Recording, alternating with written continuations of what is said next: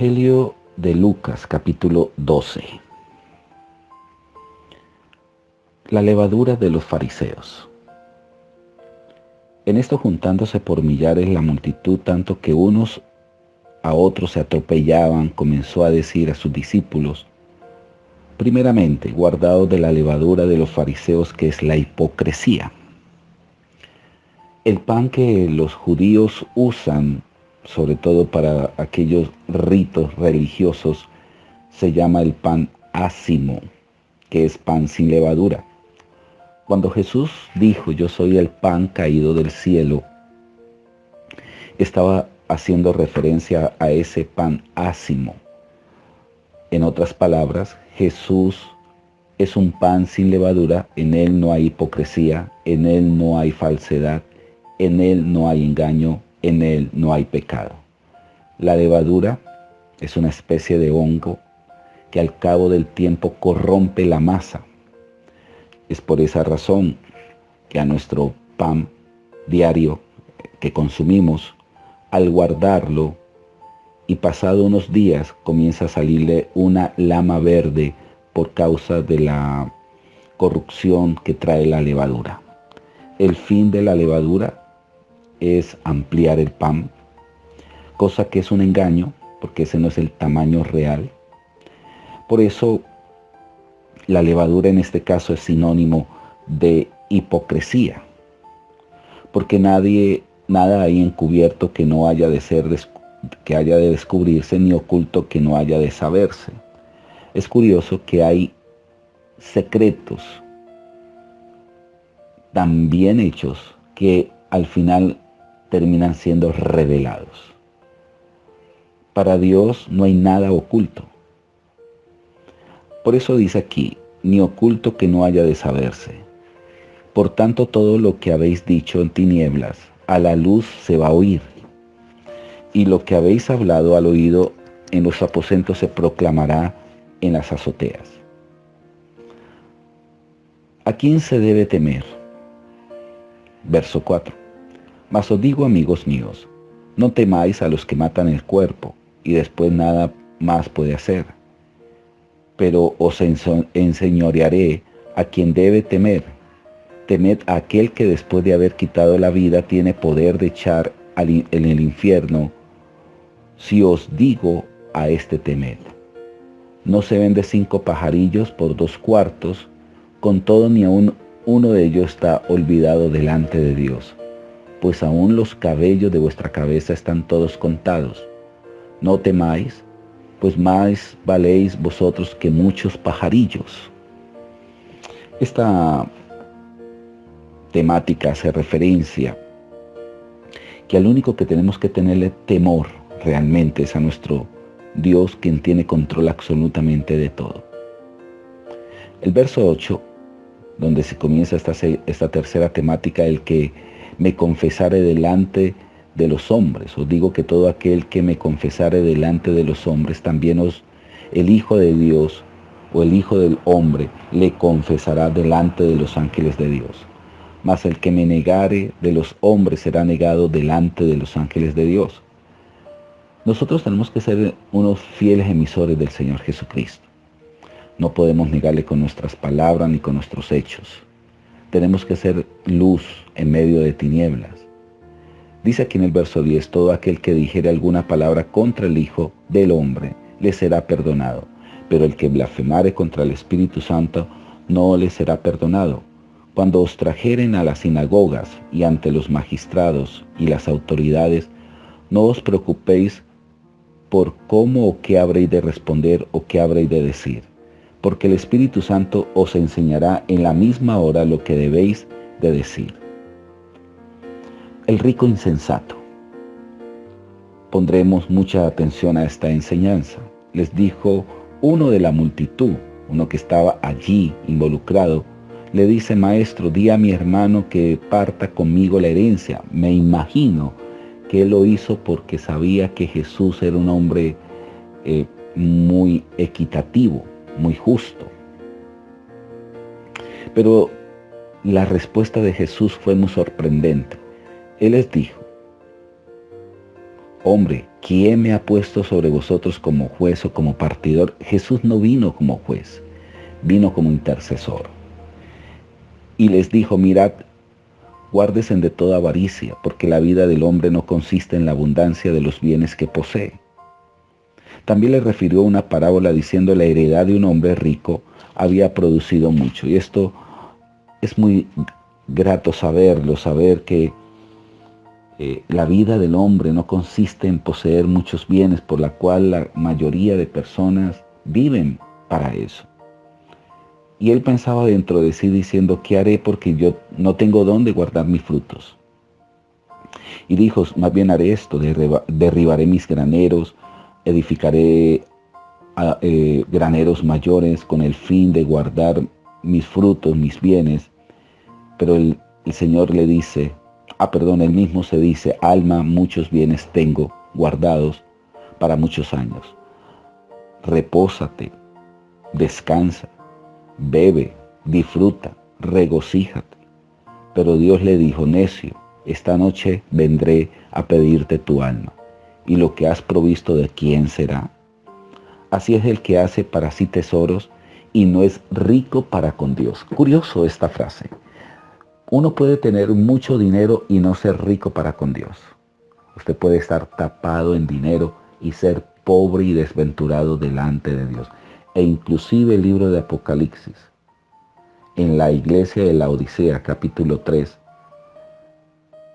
hace referencia a esto. Muchos dirán, soy rico, pero yo les diré, ustedes son unos pobres desventurados. Podemos tener todas las riquezas del mundo y ser, como dice aquí, no rico para con Dios. Después de esto hace alusión a lo que es el afán y la ansiedad. ¿Qué es lo único que trae afán y ansiedad si no son las riquezas? Dijo luego a sus discípulos, por tanto digo, no se afanen por vuestra vida, que comer, que vestir. La vida es más que la comida y más que el cuerpo. ¿Ustedes por qué no consideran los cuervos, que ellos ni siembran ni ciegan, que ni tienen despensa ni graneros y Dios los alimenta? ¿Ustedes no valen mucho más que las aves? ¿O quién podrá con afanarse añadir a su estatura un codo más? Pues si no podéis ni aún lo que es menos, ¿por qué os afanáis por los demás? ¿Por qué no consideramos los lirios del campo, cómo crecen? Que ni trabajan ni hilan, mas os digo que ni aún ni siquiera Salomón con toda su gloria se vistió como uno de ellos. Si así viste Dios la hierba del campo, y mañana es echada al horno, ¿cuánto más vosotros, hombres de poca fe? Vosotros pues no os preocupéis por lo que hay de comer, por qué de beber, ni estéis en ansiosa inquietud, porque todas estas cosas busca la gente del mundo, pero vuestro Padre sabe que tenéis necesidad de estas cosas. Mas buscar el reino de Dios y todas estas cosas os serán añadidas. Después viene la temática de los tesoros en el cielo. La pregunta es, ¿cuáles serán los tesoros del cielo? Porque hay tesoros terrenales y tesoros celestiales. No temáis, manada pequeña, porque a vuestro Padre le ha placido daros el reino. Vended lo que poseéis y da limosna, haceos bolsas que no se envejezcan, tesoros en los cielos que no se agoten, donde ladrón no llega, ni polilla destruye, porque donde está vuestro tesoro, allí también estará vuestro corazón. Los tesoros terrenales tienen tres naturalezas. La naturaleza de lo que dice aquí, la naturaleza en otra versión, en otro capítulo atrás, específicamente en Mateo, habla de que se corroen las riquezas. Aquí dicen que no se agoten. Las riquezas celestiales no se agotan, no tienen la naturaleza del usurpador, del ladrón, ni de la polilla que destruye. Es por esa razón que nuestra vida tiene que estar enfocada en las cosas de arriba y no en las de la tierra. Después veremos el siervo vigilante, está ceñido vuestros lomos y vuestras lámparas siempre encendidas. La Biblia dice que nuestro espíritu es la lámpara y necesita ese combustible que es el Espíritu Santo. Vosotros es semejante a hombres que aguardan a que su Señor regrese de las bodas para que cuando llegue y llame, le abran enseguida.